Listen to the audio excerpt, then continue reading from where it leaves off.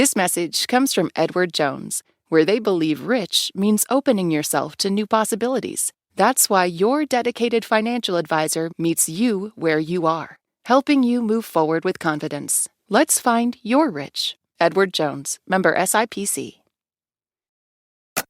This is Planet Money from NPR.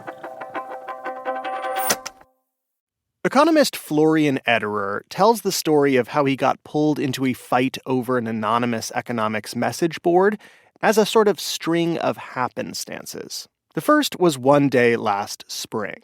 The real catalyzing event in all of this is just a conversation with my friend Kyle Jensen, who is not an economist. Kyle Jensen is an engineer with experience writing computer code. He lectures at Yale's School of Management. And that day, the two of them were taking a stroll around New Haven.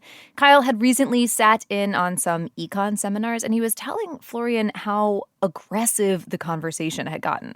And I told him, look, we have a relatively aggressive tone in seminars, but there's much, much more aggressive behavior in economics. You should read the type of stuff that gets said on the internet about various people. And he said, what do you mean what gets said on the internet? People discuss economists on the internet and said, well, there's this platform called Econ Job Market Rumors. Economics Job Market Rumors. One half of the website is a sort of job information wiki where people anonymously post about what's going on inside the black box of economics departments. The anonymity lets academic insiders pass on information without fear of professional consequences. Stuff that's directly relevant to people applying for jobs. About which universities have sent out invites for interviews or which have given offers out or even who has been receiving those offers. The other half of the website is a discussion forum where anyone with an internet connection can ask the economics hive mind whatever they want, also anonymously. Which made it pretty popular. Economics is this notoriously hierarchical field. It can be hard to navigate for people outside the elite echelons of academia, and this place was democratizing potentially useful information. People also post rumors about things like harassment or plagiarism. You can find out what people really think about some powerful, famous economist and their work, or about your peers, or yourself. Or you could just blow off some steam. There is more willingness to voice that discontent on an anonymous platform. It's kind of an emotional labor market. Yeah, I think so. Yeah, it's where people will go and vent. And all that venting can get scaldingly hot. Debates over academic papers can spill over into outright attacks, sometimes even threats. Florian himself has gotten roasted on there. And the Econ Jobs Board has become most notorious for its sexist and racist posts, often attacking specific women and people from marginalized backgrounds. A famous paper back in 2017 actually demonstrated that statistically on the site, women are disproportionately discussed with unprofessional and lewd terms. Florian explains the site's whole deal to Kyle, and when Kyle gets home, he pulls up the website. And at first, scrolling through all these anonymous posts, he's just kind of shocked by how gnarly some of them are. But here is the next happenstance. When he looks at the website, he sees something Florian hadn't. To give posters anonymity, the site was assigning them a kind of code name for each thread they posted in, these 4-character ID numbers. But those super secret code names are in a format instantly recognizable to anyone with programming experience, like Kyle. To me, it was immediately obvious how those usernames are put together. How do you feel when you solve a little puzzle like this?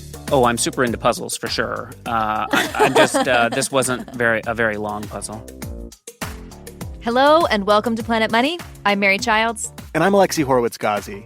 The story of the Econ Job Market Rumors website gets to this kind of fundamental tension about the internet. When you allow people to be anonymous online, you give them the freedom to share all the things they maybe couldn't otherwise. But also to say things they maybe really shouldn't. And because the posters on the jobs board are anonymous, no one could really say for sure, was all this toxicity just the work of a bunch of fringy internet trolls? Or was it a symptom of a much deeper problem within economics itself? Today on the show, Florian and his colleagues discover that all the clues they need to answer that question have been sitting out in the open all along. And what they find sends a shockwave through the profession. Support for this podcast and for Planet Money Summer School comes from Capital One. With no fees or minimums on checking accounts, it's no wonder the Capital One bank guy is passionate about banking with Capital One. If he were here, he wouldn't just tell you about no fees or minimums. He'd also talk about how Capital One cafes are open 7 days a week to handle your banking needs. It's pretty much all he talks about, in a good way. What's in your wallet? Terms apply. See CapitalOne.com/bank. Capital One N.A., member FDIC. This message comes from Odoo. Running a business shouldn't feel like surviving a software group project. Start managing your business with one unified system. Odoo is the all-in-one business management software. Try for free today at odoo.com/planetmoney. So engineer, not economist, Kyle Jensen has just started poking around on the econ job market rumors site. And he's noticed that the format of the anonymous 4-character code names the website is assigning to its users look extremely familiar. The website seems to be using an algorithm called a hash to transform some piece of information about every poster, he thought probably their IP address, to generate these code names. There are a couple popular algorithms Kyle suspects the site may have used to do this. So he calls up his economist friend Florian, asks for his IP address, and proposes a test. Let me see if I can guess what your username would be, knowing what your IP address is. He asks Florian to make a new post in a particular thread on the website. His plan is to enter the thread's ID number along with Florian's IP address into a series of the most commonly used hashing algorithms. And sure enough, on the second algorithm he tries, with just Florian's IP address and the topic he was posting about, Kyle is able to guess the theoretically anonymous 4-character code name the site had assigned to him. So it really, what didn't take very long. This is just fun for you? This is just like a little Sunday morning puzzle that you're doing? Yeah, I thought it was interesting. Yeah, for sure. I thought it was interesting.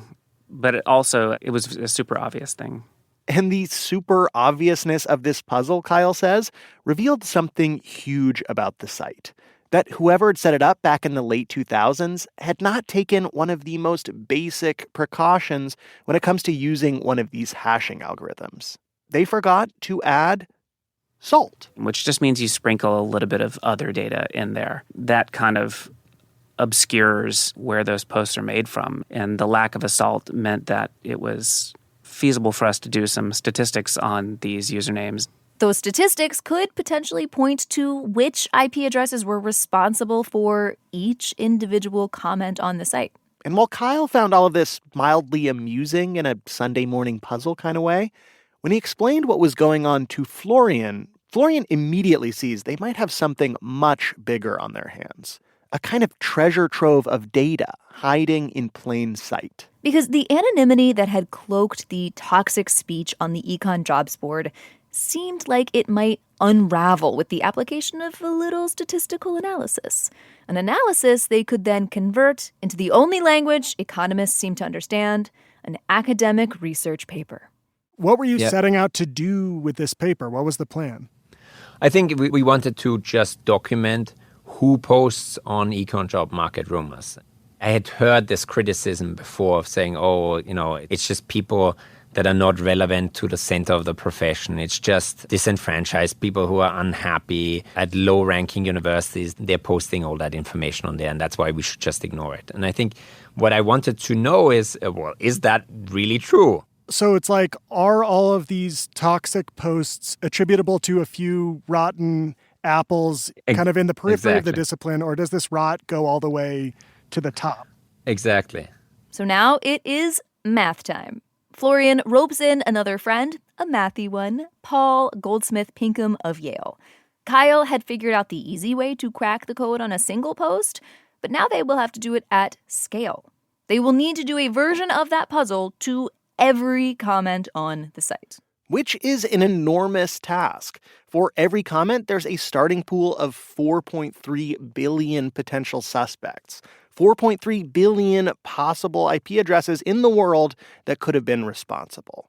So they're going to have to do that short, obvious puzzle a preposterous 3 quadrillion times. That's quadrillion with a Q. On our very first attempt, it took us 230 hours. Wait, the first time you crunched these numbers, it took 10 days? Yeah, exactly. The first time it took 10 days. Yeah, it's just once you program it, the code runs and you just wait. And what happens when it's done? Is there like a Ding. toaster sound? Yeah. No, it sends you a message that the code that you ran is completed. But that completed code still doesn't answer the question of which IP address was responsible for any given post. Because once those calculations are done, Florian and the team are still left with around 65,000 IP addresses that could have conceivably left any single comment. 65,000 down from 4.3 billion, but still. So the next part of the process is to take these 65,000 possible IP addresses for one single comment and to cross-reference them with these 65,000 possible IP addresses for every other comment across the site over the course of a week. If an IP address is on the list of possibilities for one comment and then again on the list of possibilities for another and then another, it becomes more and more statistically likely that you found a real IP address that was the source of multiple comments. Those superposters are the signal in the mathematical noise.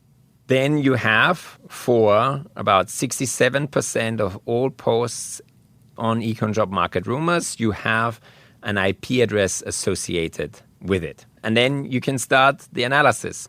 IP addresses for 2/3 of all the posts on the site, which Florian and his colleagues could now plug into a sort of IP address directory. These directories help narrow down which zip code a given IP address has come from. They're not super accurate for locating an exact physical address within a city, but what is very, very accurate is the allocation to particular institutions, because they tend to have IP addresses specifically allocated to them and that very, very rarely change. And so that allows actually the identification of universities very, very easily. And when they narrowed it down to look at just the bad posts, the racist and sexist stuff, what they found was that the toxic posts on Econ Job Market Rumors were very much coming from within the House of Economics, from institutions across the discipline. It's not that all the rotten apples are in one barrel, but there's at least one rotten apple in every single barrel. It's just everywhere. Including many of the top institutions in the field, places like Stanford, Harvard, UChicago, even the Federal Reserve. All of them seem to have contributed toxic comments to the Econ Jobs Board.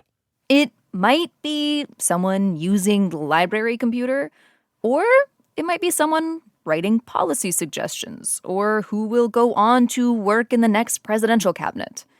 To Florian, this seemed like an important enough finding that he was willing to risk stirring the hornet's nest. Did you imagine that your work might put you in kind of direct confrontation with this online forum? No, I never imagined this. My work is on antitrust economics, but I do enjoy confrontation a little bit. So when I started doing this project, I was very much aware that I was going to take on anonymous hordes. But, sticks and stones can break your bones, but words will never hurt me. After the break, Florian reveals what he's found out about the ugly id of economics to economics itself. And everyone freaks out.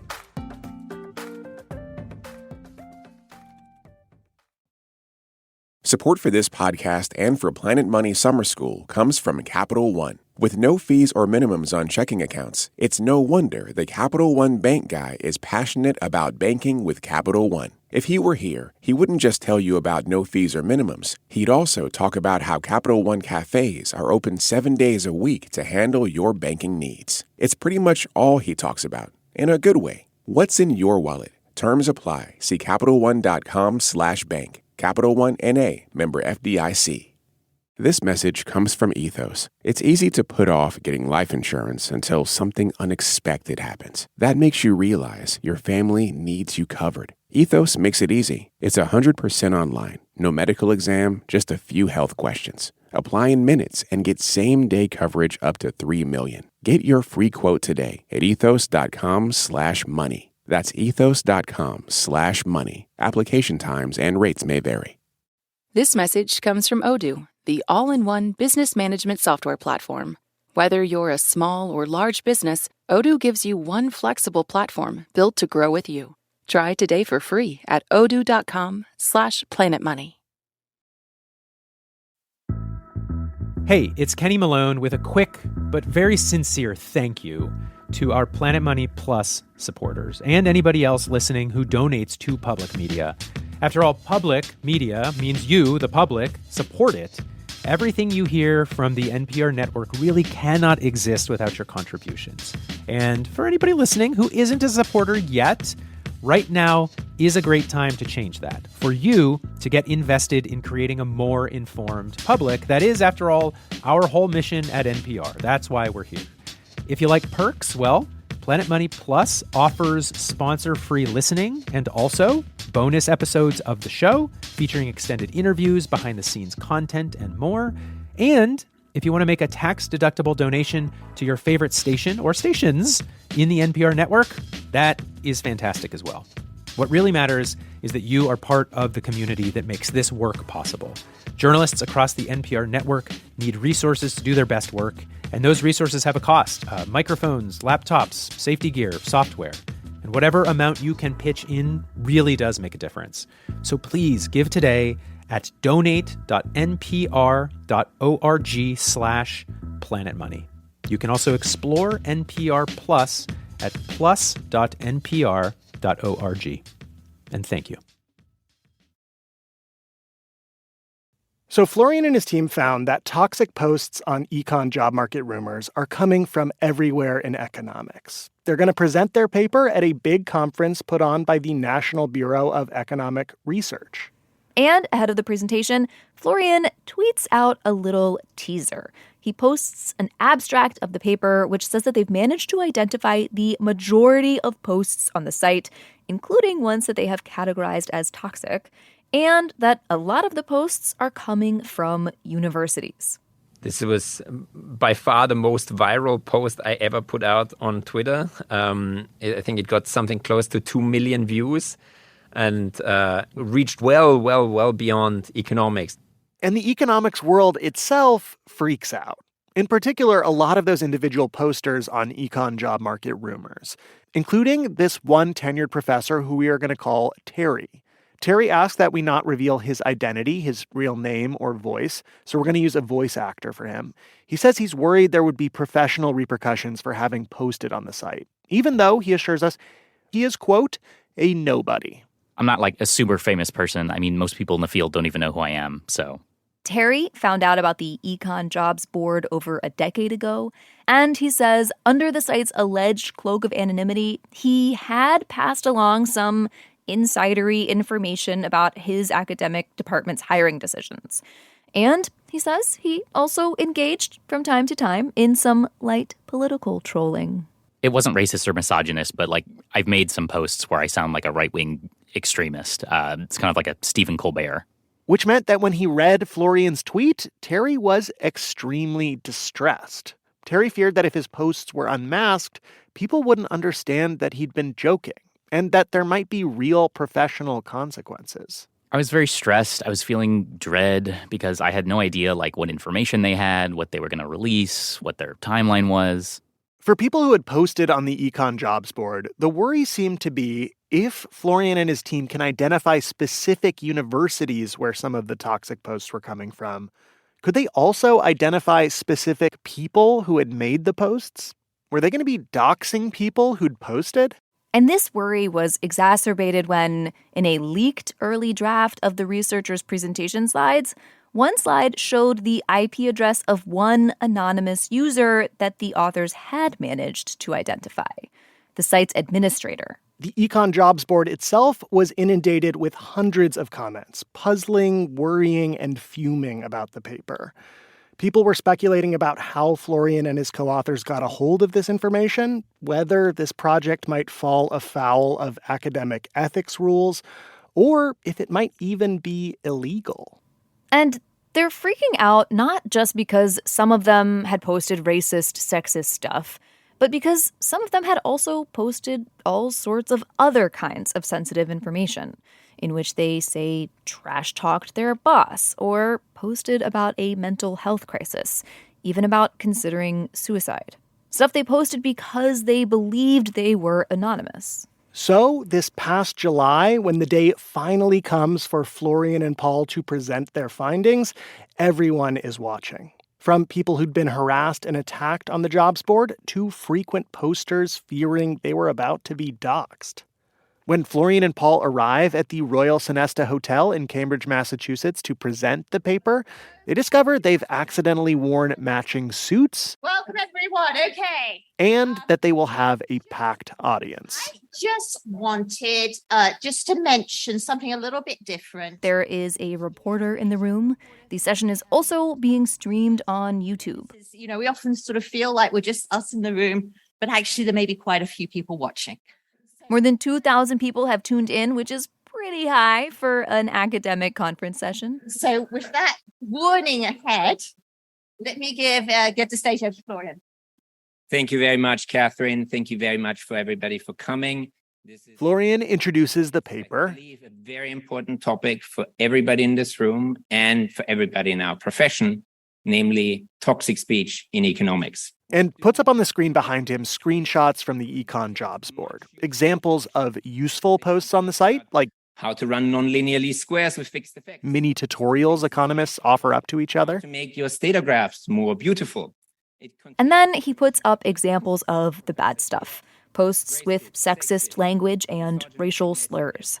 And then he delivers the headline finding of their study. That these posts here come from IP addresses at Harvard, at Stanford, at Yale, at Chicago, and even the NBR headquarters at 1050 Mass Ave. Florian goes on to explain to the audience the whole story, how they'd figured out the site's method for anonymizing posters, a allocation scheme that did not use a salt. The tragicomic lack of salt. Which is a random secret that sort of gets added to the stuff that is... and how they use statistics to identify which institutions these toxic posts were coming from. And that was also in plain sight for more than a decade. As Terry and the thousands of other viewers watch from around the world, it gradually becomes clear that this was as much as Florian and Paul were going to reveal. Just the names of universities and government offices. No names of individual posters. They had IP addresses, but nothing more granular. And IP addresses are not people. To even try to link an IP address to an individual, somebody would need to sift through tons of posts to collect biographical clues and triangulate them. And that was just not part of the paper. And as for that slide identifying the site administrator's IP address, the only reason the researchers had been able to get that one was because of a special setting the admin had used for 1 year that allowed the researchers to link all of those posts together. Also, the researchers took out that slide for their final presentation. Instead of doxing anonymous Econ Jobs Board users, what they're doing is kind of doxing the profession of economics itself. This is pervasive. It's everywhere. And I think we should not look away. Thank you very much for your time. Great. So as we were doing before, line up at the mics. And we'll take... There are a lot of questions and comments. People ask about the terms they'd used in the paper. Power users and power laws are like not showing up in your data. Some of the questions are more technical about methodology. And so any changes on this behavior, because some people just want to express their gratitude to Florian and his colleagues for helping bring this problem out into the open. I don't have a question. I just want to say thank you. Others want to take the findings into the real world. There's a petition out there that has been signed by almost 1,000 people who have had slanderous comments made about them on the website. If you are one of these people or you know someone... That petition, started by a professor at UC San Diego, asked the American Economic Association to explore ways to identify those responsible for the worst posts, the threats and libel, stuff that is legally actionable, so that the people who posted it could be held actually responsible. And then, after this flurry of comments and just a little over 50 minutes, the presentation comes to an end. Thank you very much for all your time and all your questions. Thank you. It has now been 5 months since that presentation. For all the hubbub this summer, not a lot has changed. None of the universities whose IP addresses showed up as the top 14 sources for toxic posts seem to have taken any official action. We emailed them to ask, and the few that did respond sent over statements about being disappointed or not tolerating harassment. Since news of the paper dropped, the Econ Jobs Board administrator has changed how usernames are given out on the site. Posters are now assigned the name of a famous economist instead of a 4-character code name. A lot of people still posting on the site, along with its administrator, see this paper in the context of freedom of speech and censorship. They point out that there are real societal benefits to anonymity for exposing things like wrongdoing, corruption, plagiarism, and that there's a cost to undoing anonymity. For his part, Florian Ederer says it was never his intention to destroy the site. He just wants economics to find a better way to talk to itself. As for doing more to de-anonymize the toxic posters, Florian does not see that as his role. I think at that point, you're just veering too much into doxing, I think. And then I have just bigger ethical concerns. Would it be a net positive to expose the worst actors on that platform? Perhaps, but in economics we tend to think of trade-offs, and it is a trade-off maybe that I'm not willing to make at this point. Florian does acknowledge that his work may have opened the door for others who view those trade-offs differently. Terry, the anonymous Econ Job Rumors poster who watched Florian's presentation with bated breath, the whole thing has not convinced him to quit the Economics Job Market Rumors site, or EJMR as he calls it. I think EJMR is bad for the econ profession. I think it's bad for society. I think the econ profession would be better without EJMR, right? So if I could wave a magic wand and make it go away, I would do that. But whether I visit the site or not, the site's going to exist. And so that's kind of why I continue to visit the site. Though he does now use a service that disguises his IP address, just in case.